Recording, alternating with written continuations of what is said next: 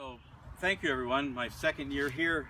Just as a background, the University of California has had a presence in Lake County since 1923. Most people know us as farm advisors. And so my colleagues, Glenn McGordy is our viticulturalist, John Harper is our livestock and range advisor. I do natural resources, so pretty much anything with fur, feathers, and fins. And I'm also a registered professional forester. So a lot of my work in Mendocino County is working with the redwood companies and other forest landowners.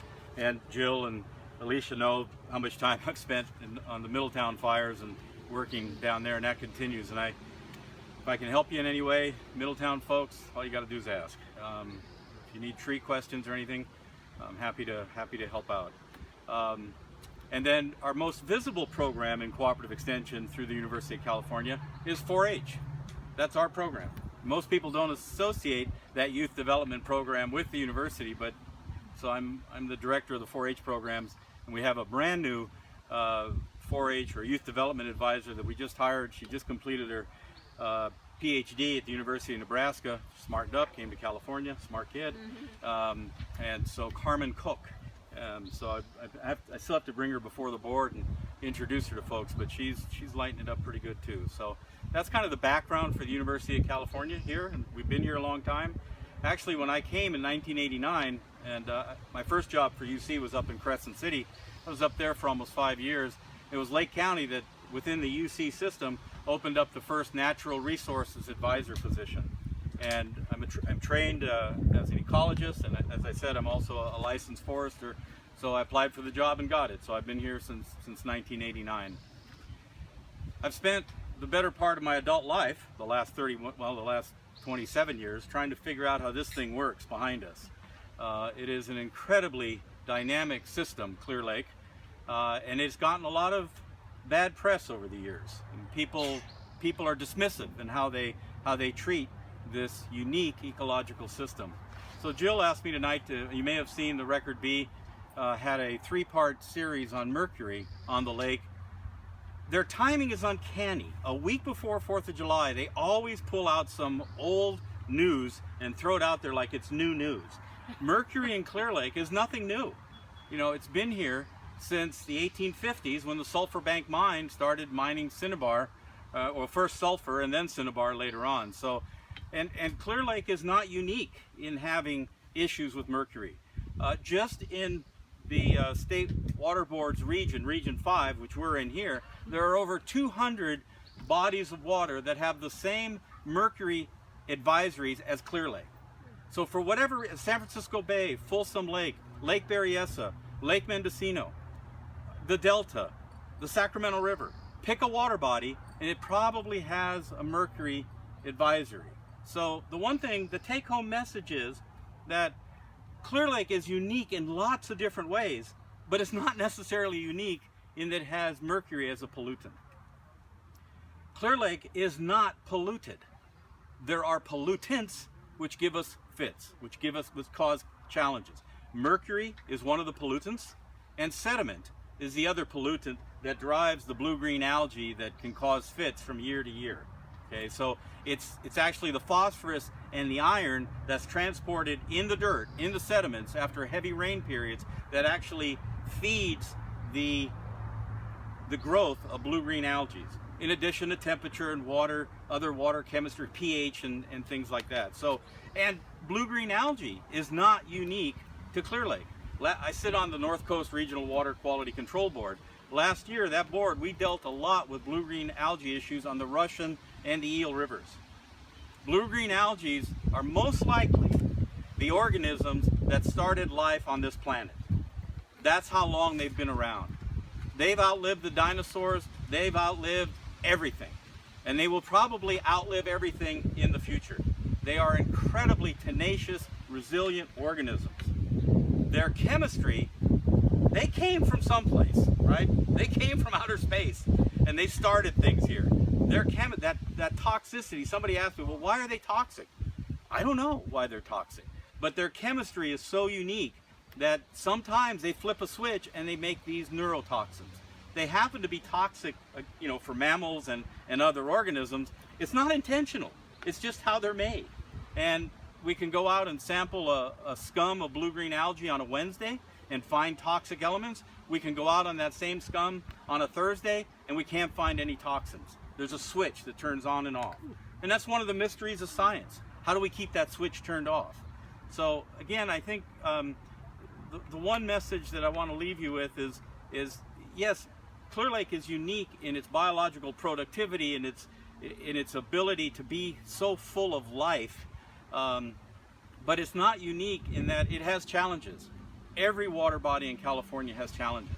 You know, Lake Tahoe, keep Tahoe blue. Well, the challenge there is all the nitrogen falling out of the atmosphere from cars. And most of that nitrogen, nitrous oxide, is being generated in the Los Angeles basin. It happens to come up along the Sierras, gets over Lake Tahoe and dumps in the lake. And those are big challenges, right? I mean, unfortunately, we live in a polluted world. And water, as precious as it is, and as limited as we have become aware of how limited fresh water is, it's upon all of us to always work to maintain clear water, to tease out these idiosyncrasies of why we have these challenges. So what I get frustrated at is when I see something in the paper, these big statements that don't provide context. That 3-part article in the Record B made it sound like, okay, Clear Lake's got a mercury problem and it's the only body of water that has a mercury problem. That is not the case. So I'm going to spend some time on that. I'm going to spend some time on blue-green algae if you'd like. I am available for any of your groups. I've got a really good PowerPoint presentation I call What Do We Know About Clear Lake? I'm happy to go to any of your organizations and make that presentation and to keep this discussion going. What I handed out was something that I started several years ago. It's called the Clear Lake Aquatic website, and it's on my UC page. You'll see under the picture, we have a California fish website, so if you have a question about a fish, you can go to that. Yep, we actually developed a phone app. So on my phone, I can punch into it, and you can download the app on your phone, and it'll tell you what watershed you're in and what fish are in that watershed. So the Cache Creek watershed, the Puta Creek watershed in Middletown, the Eel River coming out of Lake Pillsbury, so that's available. Clear Lake field notes, if I find cool things, I just kind of post them, kind of bloggy. I keep a list. There's a lot of birders in Lake County, so people post what birds they see at what time of the year. And the last thing I want to point out to you is that ask the expert. If you send a question to ask the expert, it comes to me. I'll answer it. So please use this, because if you have a question on any, it doesn't have to be on Clear Lake, but on any of the natural resources in Lake County, you know, post it and I'll give you an answer, because I'll have my library and everything in my desk, and I can work. And you can see what I call it the claw, the Clear Lake Aquatic website. I wrote several years ago. I wrote a history of Clear Lake. I've got lots of stuff on fish that we linked into the boating forum, various documents and reports, and you can read the other links there on Clear Lake ecology, water quality, and agency directory. And then I listed a bunch of fish mercury websites that are not necessarily UC websites, but Cal Fish and Wildlife, Office of Health or Public Health, you know, state websites. So you can actually go and get, you know, really good information, or you can direct your clients or your customers to that if they have a question. So, you know, it's amazing. I mean, I grew up, most of us grew up in a time when you wanted something at the library, you drove to the library, you went to the card catalog, you looked it up, you walked over there, you had your pocket of dimes, you know, you made your copies, and you came home and you collated everything. Google, bam. I mean, there's so much information at your fingertips. If you have a question, Google it. And if you can't find the answer, send me the question, and I'll do what I can for you. So anyway, with that as an introduction, let's dispel some of the myths about Clear Lake. So I was fishing I live in Kelseyville, lived there for 28 years. So I was over at State Park, and I was flipping a frog just after work, trying to catch a bass. And I hear this kid behind me run up to his folks. Dad, I just saw an alligator. You did? Where? Oh, it was over in the slough. Well, he was right next to me, and there was a log floating out there. There are no alligators in Clear Lake. There are no piranhas. There are no pythons. There are no anacondas. I'm sorry, they're not here. Okay? I mean, some stuff you just gotta, I'm not giving up my dot. You just have to say no. They're not, no, I'm not giving up my dot. that was within context. I'm Italian, so I'm bilingual. I speak with my mouth and my hands. It's killing me to sit down here. We do have turtles, big turtles, lots of turtles. Western pond turtle is our native turtle, and there's a little colony of introduced red striders up on Rodman Slough.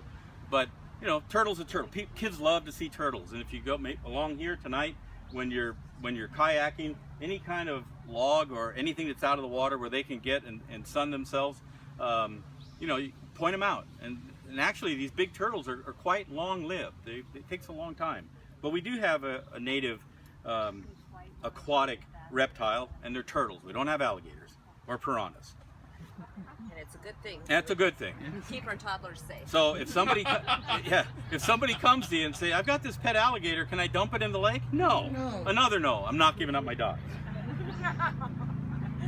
So as I said, you know, the recent articles in the Record B that stressed mercury contamination in Clear Lake, as I said, it is a challenge in Clear Lake. It is a source of pollutants that's come from a mine that's been around for over 100 years. And most of our sediment-related problems in the lake started after World War I, when diesel equipment became available as surplus. Before that, it was mostly oxen and horses and, you know, hand labor. After World War I, steam shovels and other types of large equipment became available, and that's when people got really serious about moving dirt. Now over in the Sierras, they use those placer guns, you know, those big hydraulic guns to wash away mountains. That caused another set of problems. But most of the mercury that is contaminating, like Englebright Lake and the Yuba River and all of the Sierra rivers, most of that mercury came from here. And so that's why mercury was being mined, was to support the gold industry throughout California. So it's been spread around, and as I said, it's in hundreds of water bodies. One of the things that we found, the University of California, Davis, in the early 2000s, Tom Sukanik and Peter Richardson did a lot of work on blue-green algae and on the sediment in the lake, and they published an ecological monograph, a whole book, in 2008. And so a lot of the information I'm going to give you comes directly out of that scientific publication. One of the things we know is that mercury deposition, mercury concentration, is highest when you're closest to the mine. As you get farther and farther away from the mine, and Sulphur Bank Road, the Elam Indian Colony, as you get farther away from that, the concentration of mercury decreases. Question?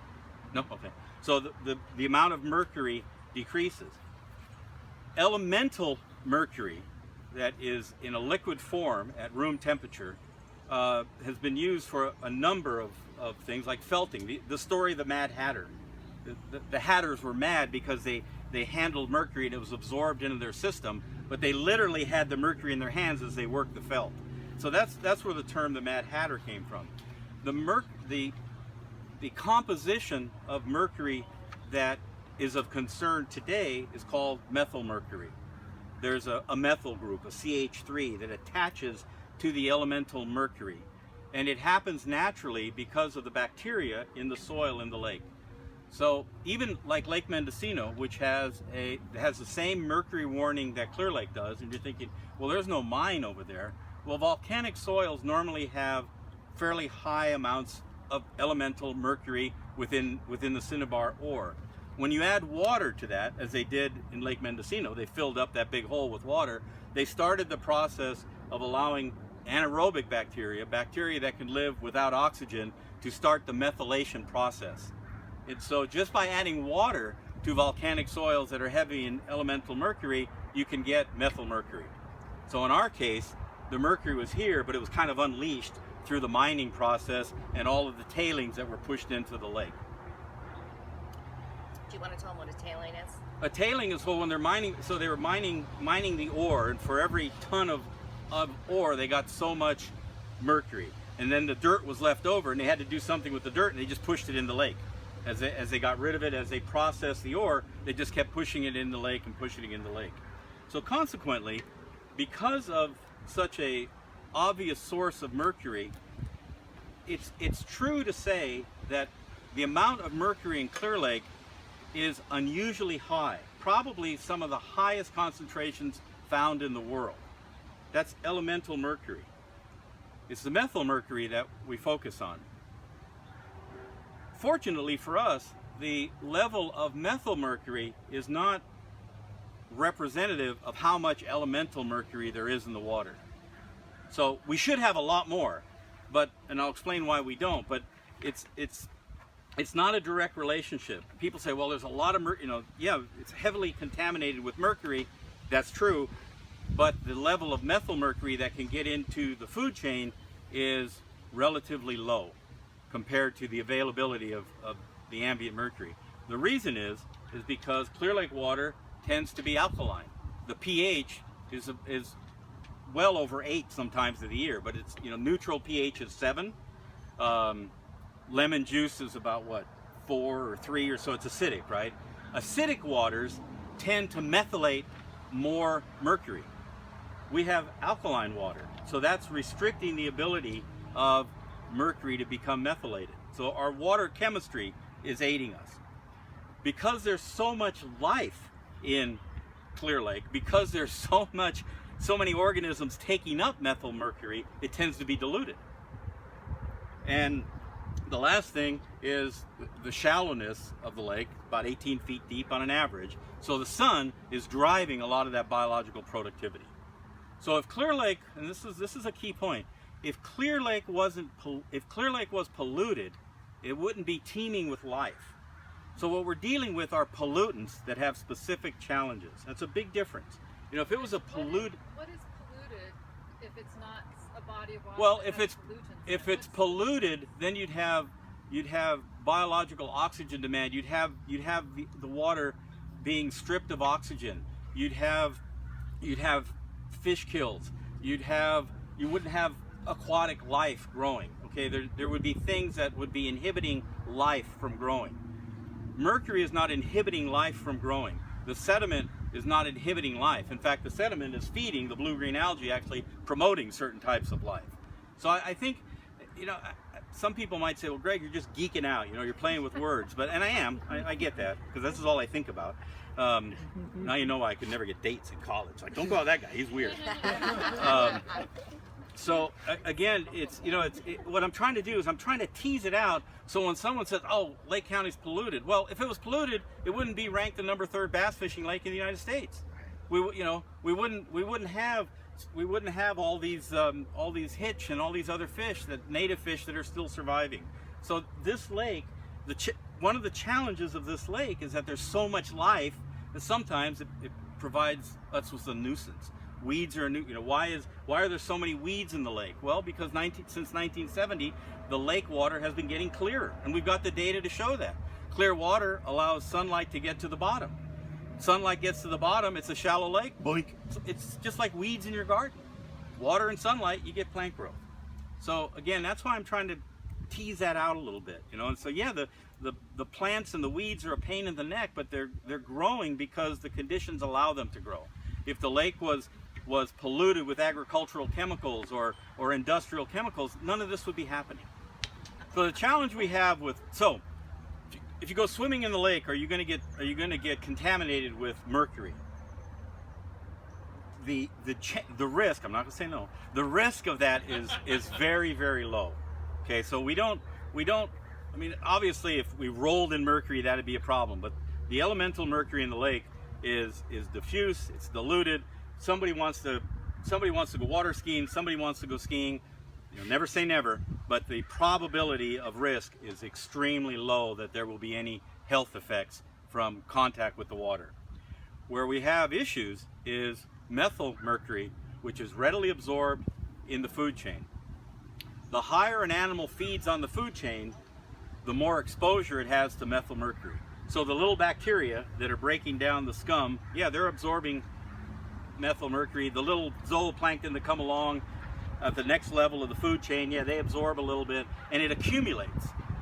As you get higher and higher up the food chain, they're called trophic levels. As you get higher and higher up these levels, the animals tend to be bigger and they tend to live longer. The bigger they are, the longer they live, the more opportunity they have to absorb methyl mercury. So by the time you get to tuna and swordfish and shark and largemouth bass and river otters You know, these guys are at the top of the food chain, and they've collected all that methyl mercury that all of their prey items all the way down the link have eaten.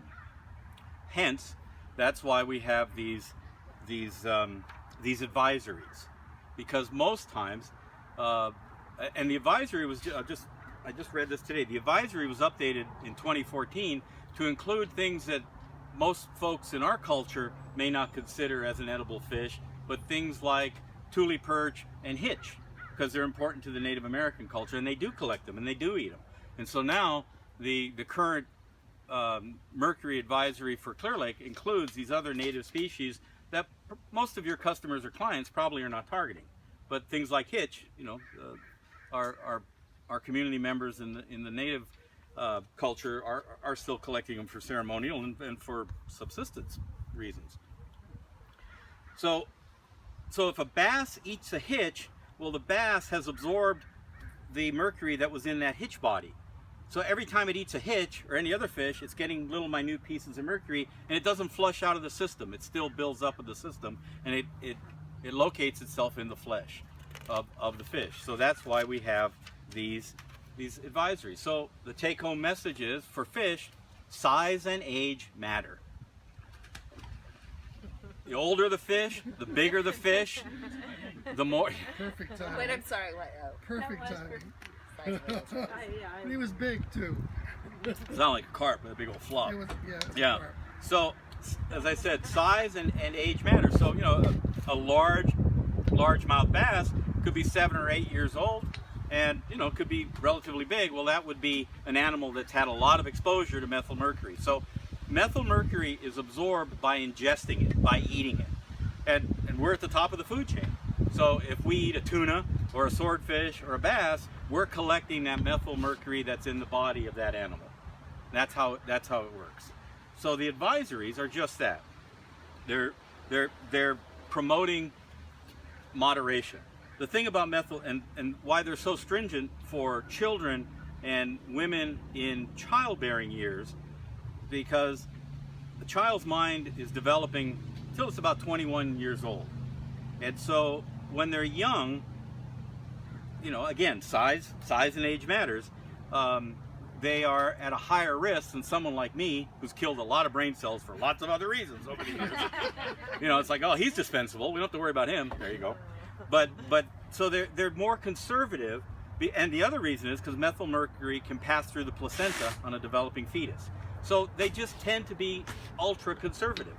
It's not, you know, if a kid eats a fish, he's not going to start flopping around on the ground. But if a child comes here and they catch fish and they plan to eat fish every night, that's probably not a good idea. But, you know, if a child has, a serving is considered about the size of the palm of your hand. So for you, it would be bigger than for you. For a child, it would be much smaller. So the size and the thickness of your hand is considered a fish serving. And there's no absolute number. I was looking today madly trying to see if there's an absolute number. Well, just how much mercury can a person have? It's obvious that, again, if we took blood tests, we probably all have some mercury in our systems because we've eaten tuna or we've eaten sushi or something, right? I'm not going to stop eating it, but we do absorb it. It's a natural part of our diet and part of our system. So again, I think if the question is it safe to eat? Well, there's an advisory, and I gave you those lists, and it's up to people's choice if they want to do it.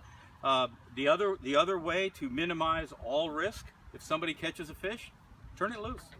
Practice catch and release, right? There's absolutely no risk from mercury contamination from catch and release fishing. Turn it loose and go catch another one. Now, if you look on these advisories, things like crappie, they talk about 3 servings a week for a man over 45 years old, and only 1 serving a week for children up to 17 or women 17 to 45. Again, those childbearing ages. So those are the, they're guidelines. We're not going to be fish cops. We're not going to be cooking cops, but people need to know. And again, it's the exact same advisory if you catch a striped bass in San Francisco Bay. Okay, so we're not unique in that regard. So breaking it down here, and again, this is off those websites. So women 18 to 45 or children 1 to 17 years, bluegill, crappie, catfish, crayfish, 1 serving a week. That's the guidelines. Largemouth bass, they recommend you don't eat them. That's, you know, they just, again, they're being ultra conservative, but it's that fish at the top of the food chain. For women 45, for women and men over 45 years, if you want to go out there and catch shad or clams, you can have 7 servings a week. If you want to eat crappie, you can have 3 servings a week. If you want to have a bass, you know, the guideline says someone my age can have 1 bass a week. So again, it's not an absolute don't eat it, you're going to drop dead, but it's an advisory and it's a cautionary note, and they tend to be very conservative. Let me add to that. Yes. If you want to compare it to something that everybody eats and doesn't think about, it's swordfish. Exactly the same. Albacore tuna in a can. There you are. So you're actually looking at the bass in Clear Lake as though it's different because the lake has a reputation, although it's taken up roughly the same amount as a swordfish that you'd go in a restaurant and buy and not even think about it. Well, as I said, and you're right, Jim, as I said, I mean, if we were to take blood tests, we probably all have some trace mercury in our systems because of the way we live, right? And where it's a real problem are on cultures that live on subsistence fishing, eat fish every day. Yeah, that could be a problem, especially for children when developing muscles, developing brain cells. And that's where really the concern is. If you look at the scientific literature, you're looking at these subsistence cultures that are living next to contaminated waters that are consuming fish daily.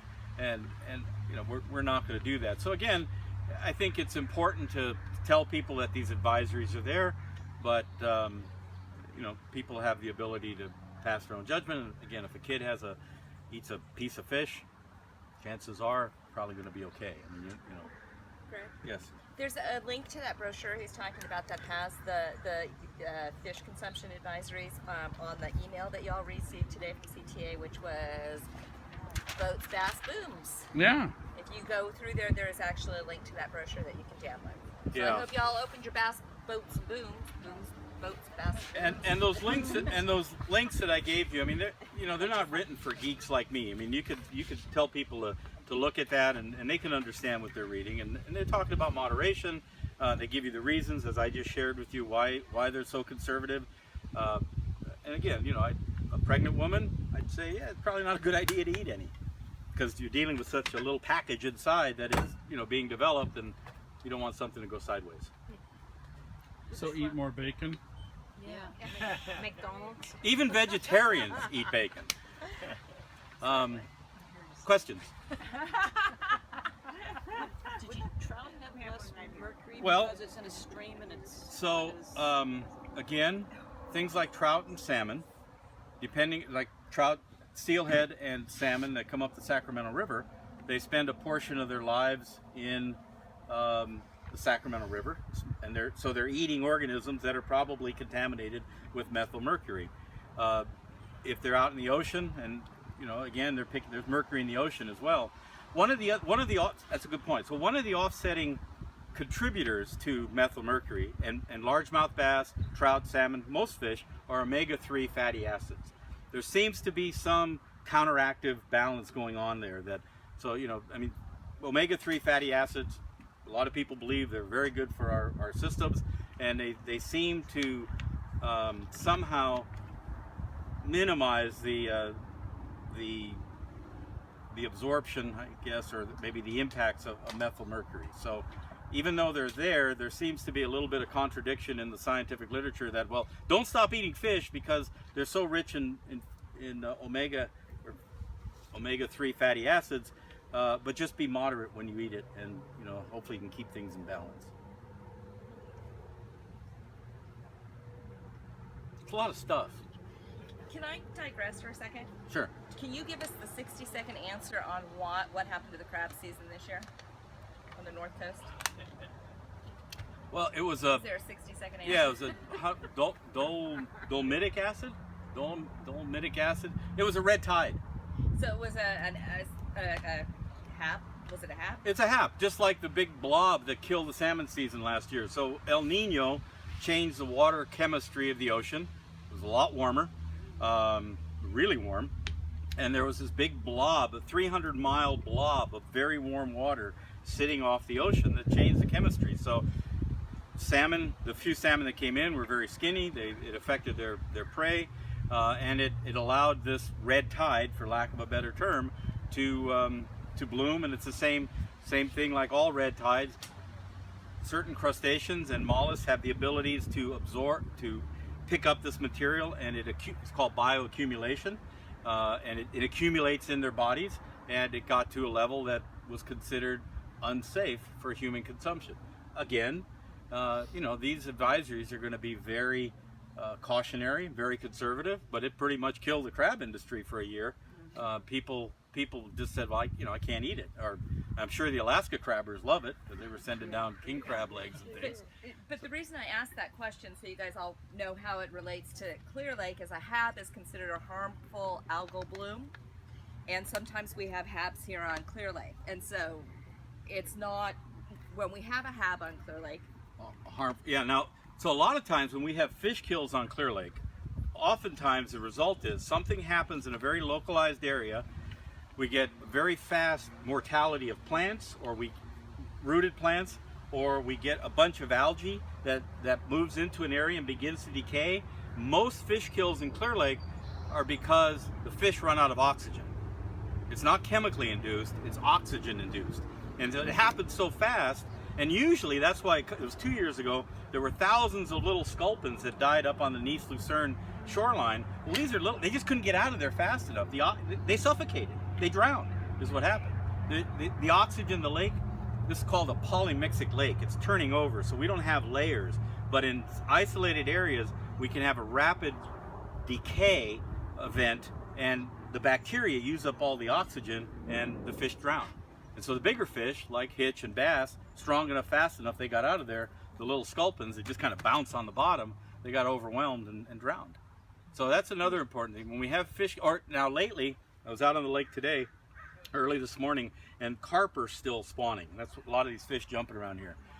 And Jim knows this as a biologist. It's called, you know, post-spawn or post-breeding mortality. I mean, these fish are literally killing themselves to have sex. And older fish, oxygen levels are low, and you know, it's very possible that we could have, we could have a fish kill of carp, and it's just they beat themselves up. And so it's not necessarily that something went wrong. It's just kind of that circle of life. So again, Kind of like spring break. yeah, you hope they come home. And by the way, it doesn't hurt the crabs. If anything, it helps the crabs. So they pick up this thing that nobody else wants, and the crab doesn't get bothered by it. So Doesn't get harvested. The next season you have more crabs, so the season will come back for the fishermen. Yeah, it flushes out. It flushes right out, doesn't bother them. Yeah. And actually, when we talk about pollution, it's a human term. And so when we say that the lake is polluted, it really doesn't have anything to do, or very little to do, with the fish themselves. It has to do with us saying that it's polluted because we can't eat the fish. So we're putting an additional term on top of the lake, which doesn't explain the lake. It explains our relationship with it, which makes it pretty complex in a way. Yeah, I think, you know, it's people always want to label things. You know, it's polluted or it's dirty, or so. Wait a minute here. You know, if it was polluted or dirty, you wouldn't have 1,500 tournament anglers coming in the month of March, right? And spending lots of money. And that's just one month. That's, Jim, I want to talk to you about this, but I'm doing an economic analysis of angling on Clear Lake, and I'm starting to look at the numbers. It's like, oh my gosh, you called them, Tony, those shoulder months. You know, so Yeah. during the winter and early spring and the fall and early winter, I mean, there's thousands of people coming in. They just sneak in and out real quietly, spend their money and go home. But you know, this lake attracts a lot of people because of the biological productivity. The reason bass fishing is so good is because there's so much bait in here. Crawfish, silver sides, shad, hitch, you know, lots of food. And the average weight of Clear Lake bass is about 50% higher than any of the lakes around us. Berryessa, Sonoma, Mendocino, because they're reservoirs. They don't have the same productivity, biological productivity, that Clear Lake has. So again, another unique point. Yeah, it could be a pain in the neck because there's so much life, and some of that life gives us problems, but it's still life. And that's what makes it unique. It's a mid-elevation, highly eutrophic, as opposed to Lake Tahoe, which is oligotrophic, right? No nutrients. That's why you get clear water. It's a bathtub. Well, the only fish that people can catch in Lake Tahoe are the ones that they put in there to raise. This lake kept people alive and fish for thousands of years. Now, all the sport fish have been introduced, catfish, bass, crappie, bluegill. They've been introduced in the lake, but this lake has supported people with fish for a long, long time. Do you want to stick around and answer questions? Sure, happy to. I'm not going kayaking, but I'm happy to. And again, Jill knows how to get a hold of me. Tony knows how to get a hold of me. I'm happy to come to any of your groups and give a presentation on the lake. I'm not good, I'm cheap. I don't cost anything. That's why Jill has me here. What's the percentage That's right, I work of in the shad? admin office. Everything I do is gotta be cheap. And that's why I work with you. Question over here? Percent? Percentage of shad. Shad? I wasn't aware that there was.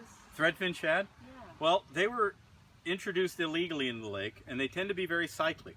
So starting last year, starting 3 years ago, there seemed to be, and inland silversides were also introduced unintentionally into the lake. And so these shad and these little silversides compete directly for for food. They feed on plankton. A couple of years ago, it appeared that the silverside population crashed. And so all of a sudden there was a flush of food in the lake for baby fish, not big fish, but baby fish. So right now this lake is full of 2.5-year-old bass, crappie, bluegill, and shad. So the pressure, that competitive pressure from all those silversides competing for food seemed to have diminished for that 1 year, and we've got this blow up. Now the shad can disappear rather quickly if we get into the winter months and the water goes from 47 degrees to 41 degrees overnight. We can lose, they're very sensitive to temperature. But right now, this lake is full of shad. Millions and millions of shad. About this big. What's the temperature now? 78, 79 degrees. It changes, but it's in the mid to high 70s. It'll get in the 80s by the time summer's over. The boat I had out this morning didn't have my graph, so I'm not sure, but I know it's up there. Yes. I've been checking for quagga mussels. Is it really a problem? Not here, no. Not So yet. the question is, is quagga mussels a problem, or are we checking? Yes, we're checking. No, it's not here. Would it be a problem if it got here? I think it would be a tremendous problem. So you know that boats have stickers on them, and I'm the guy that developed the program, and I'm the first one to say there's real problems with it. But nonetheless, we're the only lake that when people come here with a boat, we at least make them stop and think that, hey, do you have invasive aquatic species in your boat or on your boat? Whether it's weeds, whether it's mussels, whether it's New Zealand mud snail, whatever it is. But we at least make people, so even though the program has some real obvious flaws, people can abuse it, can sneak in. We have I would say we have very good compliance. And it's just become part of the culture of boating on Clear Lake. You have to stop if you're non-resident, get your boat checked, hear the quagga story, and hopefully people are aware that it's not to our benefit to have another introduced species in the lake, which can also accumulate methyl mercury, which could also work its way into the food chain. So, Greg, Yes, Greg. what's the forecast you think for the algae this year? Looks good right now. It's interesting though this year, even this morning, the lake has been what I call an off color all year. It's never, it was clear early, but it's dark. The water is dark, so there's a bloom of something going on. I think it's it could be a brown algae, it could be maybe a red algae. We had Anabina. Yeah, we had a little outbreak of some of the blue-green algae. There's no way to predict it. I mean, it was a heavy rain year. We had sediment coming in, but the water is pretty green, and these guys have to. I don't know. I'll just say it there. I don't know. I can't predict it. I could give you a couple of background pictures on it. This lake right now, as you look at it right here, is probably half phytoplankton and half cyanobacteria. Cyanobacteria is basically a photosynthetic bacteria. So when you're looking at green, you're looking at one or the other, and if you counted the number of species, you'd probably get 5 of one and 5 of the other. Pretty well balanced. Anytime you get it well balanced like that, then you don't get the big stinky blooms. And that's really what we're looking at. And as Jim said, the mix, cyanobacteria don't compete well with regular green algae. They need the light, they need to get up there, so and they need phosphorus. And so if and they thrive in a nitrogen poor environment. So, you know, again, with this mix, obviously there's good current here. As it builds up, like behind me here, you can get this scum, you know, as the wind pushes it. Today I went from Kelseyville County Park to Brados, and then I came back to McGaw Slough. I ran up to Adobe, and there was some spots where the wind was pushing and I could see some scum forming like this. Out in the middle of the lake, I didn't see anything that looked scummy or slimy. I mean, it has a real almost oily sheen when it starts going out there. But this hot weather, things could change pretty quick. Oh yeah, 3 days you can turn the entire lake into a stinky mess. So all of the conditions have to be right. And if you can work this so that you don't get those conditions, then it won't in 3 days do anything. It'll stay what it is. When we used on the feather bed to keep the algae off the pier, we actually, at first I bought just a sprinkler on a tripod, and it was just lake water. There's nothing we're introducing to the lake. And now we put out sprinklers on the pier itself, so when it starts to get funny, we just flip a valve and it breaks up the surface and the guests are thrilled. Well, and the challenge down here is, again, I'm going to geek out on you guys, but there's this thing called the Coriolis effect, right? The Earth's spinning this way, and up here the water goes counterclockwise, and down in Australia the water goes clockwise. So that's moving the water, wind. So we've got natural current, we've got some current from the release, wind is moving the water, and so studies done in the 70s showed that it takes about 100 days for a little water molecule to make the trek around the lake. So we know the water is moving all the time, but when we get these blooms of algae between the currents and the wind, you know, some places like Sunset Resort over here in Clear Lake, I mean, poor thing, she was just in the wrong spot, and that wind just kept pushing it and building it and building it. And those are tough, because it just, you know, you've got 44,000 surface acres, and when this lake turns on, like Jib says, you got 44,000 acres, and this stuff is blooming everywhere, and it just overwhelms our abilities to manage it. So go to Blue Lakes. Yeah. I love Blue Lakes. I do too. Yeah, rope swings. July 5th through, you know. Blue Lakes has the same conditions. It's just a deeper lake. Yeah. Stiller water, deeper lake, doesn't have the... But they get algae blooms. Did you go through internal... Yeah, but it doesn't have the high... No, but they have... Did you go through internal loading and external loading? Any of that? Just stay away from it? I stayed away from that. Yeah, that's okay. Boring them enough. Well, anyway, again, thank you very, very much for your afternoon. And as I told Tony, you know, I'm available more than 15 minutes once a year. So I mean, if you have a formal meeting indoors or something, you'd like me to make a lake presentation, or you want me to talk about fire recovery, forest, at least the aspect of the forest recovery and the fires, I mean, I can talk. Be careful what you ask for. I'm not asking, I'm telling you. I would also suggest, if any of you can figure out a way to get out on a boat with Greg. I give a hell of a tour, don't I? I loved it. Yeah, it was a great way to spend half a day at work.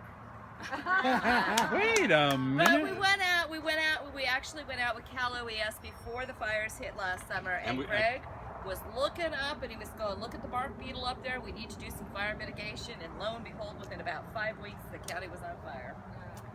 So, and that's not a Lake County problem either, that's a California problem. Really bad. Yep. Really bad. Yes, sir. Our first moved here, there was a rumor that the Clear Lake found out there was a sewer leak that had been into this lake for 4 years. Is there anything true about that? Recently? It's about, I've been there about 2 years, so about a year and a half ago. Well, sewage treatment facilities can fail. Okay, I'm not aware of that specific. Historically, I can tell you that there was, when Clear Lake was polluted, there were hundreds of old broken down septic systems that were leaching into the lake.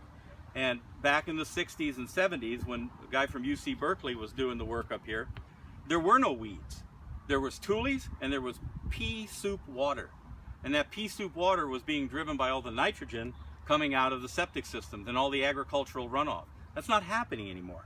So the weeds and the blue-green algae are not being driven by agricultural or industrial waste. They're being driven by what's in the sediments that's feeding it. So, you know, sewage treatment plants can have a spill when you have excessive rainfalls, and they can get overwhelmed. Pipes break, machinery fails. So I'm not aware of that particular incident. Could it happen? Sure, it could happen. A lot of our effluent now, though, is being dispersed up on rangelands. In Middletown, those big fields going up the highway there, 175. In Lakeport, next to the college, you see those irrigation. That's wastewater effluent that's being dispersed on the land, not in the lake. People drink water out of this. Can I just speak to that really quickly? If there is, within a county-run sewer district, if there is a leak that has to be reported, and therefore there has to be paperwork on it, and if you like, you can call the special districts and ask for their paperwork, and it's called a Public Records Act, and you can see exactly, sorry, was I it? can certify that our sewage treatment plant was not leaking into the lake. I can answer that question directly. But if you want any information of any leaks that have possibly gone into Yes. And that's a great question. If somebody asks you that, say, well, I don't know, but I know who to talk to. One of the important things of being CTA, right? Okay, one of the important things about being a CTA from these meetings, you figure you have your own network. Say, that doesn't sound right. It just doesn't sound right. You ought to talk to you ought to talk to special districts, or talk to Jill, and she'll get you to the right person, and point people in the right direction, because that's a yes or no answer. Hey, I'm getting baited here, dude. You can't take my dot if I'm answering. You're exempt. All right. Well, no. I've also heard that chemicals run off from the wineries. No, there is no chemical. No. This is just all hearsay. Well, it's rumors, and again, Weiner and Greg can speak to this. They can't just dump their wastewater. They have to measure biological oxygen demand. They have to control solids. If it goes into a municipal wastewater treatment plant, you're probably paying for that service, right?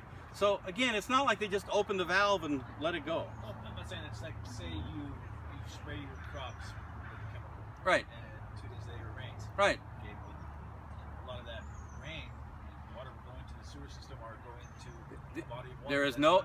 What I will answer that is there is no evidence to support that. Okay, there isn't. Like I said, it's rumor. And most. It's a really good question, because we get it all the time. Well, you get it all the time. You get it all the time. There is no evidence. They want to blame the wine industry Right. for the Right. problems of the In lake. fairness. And They it's should crap. look at our crop report before they start blaming the wine And, industry. and It's now, crap. In It's fairness crap. to that, Can there is some evidence that there's problems from those fields into the lake, but that's sediment. right, not spray. That's different. That's- Right. Sediment has high phosphorus in Lake County.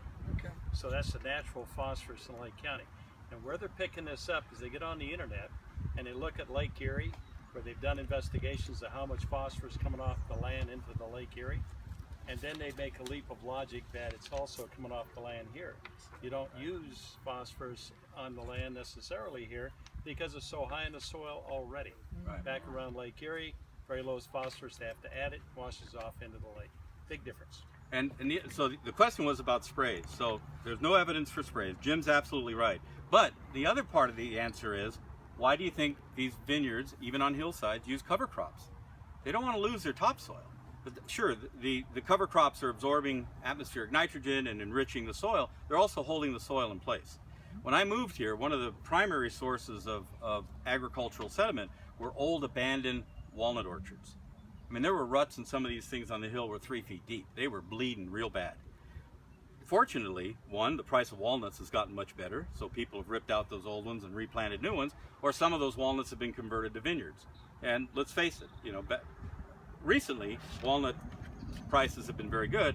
They're not going to compete with Lake County Cabernet or Sauvignon Blanc, right? So people are going to have the resources to take care of their product. So again, it's unfortunate that these kind of rumors get legs under them, but I just have to tell you that I'm not aware. And if there's a sediment problem, people have to fix it.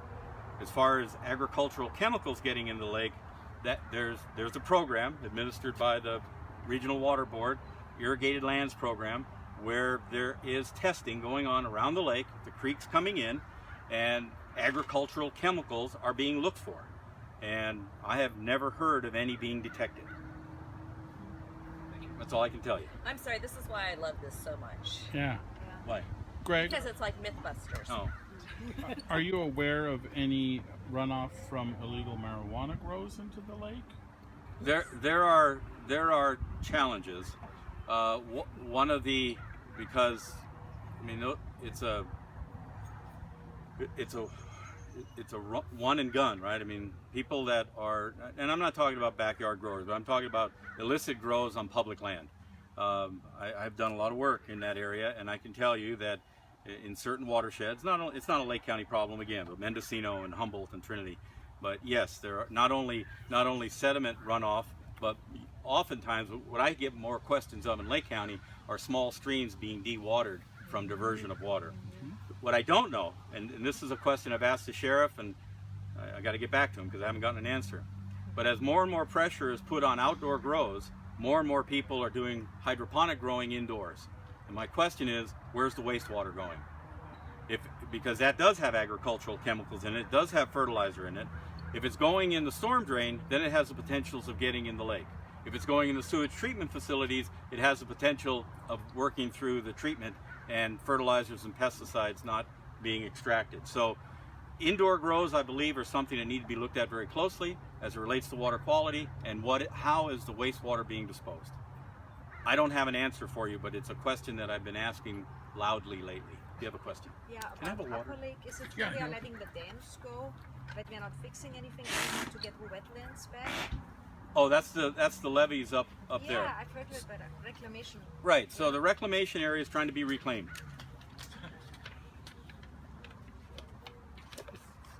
So, there are 9 dams in the Clear Lake Basin. The most obvious one is the one at the end of the creek here. So prior to 1914, this lake would flush itself out every year, right? So I would assume that every year we got down to 0 Rumsey before the dam, even in a high year, and it would flush itself out. So since 1914, that dam has inhibited the ability of water to leave the lake. So it's very possible that it's playing a role in some of the challenges we're having today. The other dams are up all in the watershed, and they may be affecting, actually they're holding sediments from coming back into the lake. But I don't know how to validate the questions I have of how this particular dam is affecting water quality now, because there aren't any records prior to the dam. I mean, there's some anecdotal pioneer stories of what the lake looked like, but the lake would have been much lower for the most part in every summer, and would have had more of a flushing action, more like reservoirs have. So, but the dam has changed the dynamics of how this lake fills and empties. No question about it. But there's nobody around to tell us how it works. I digress.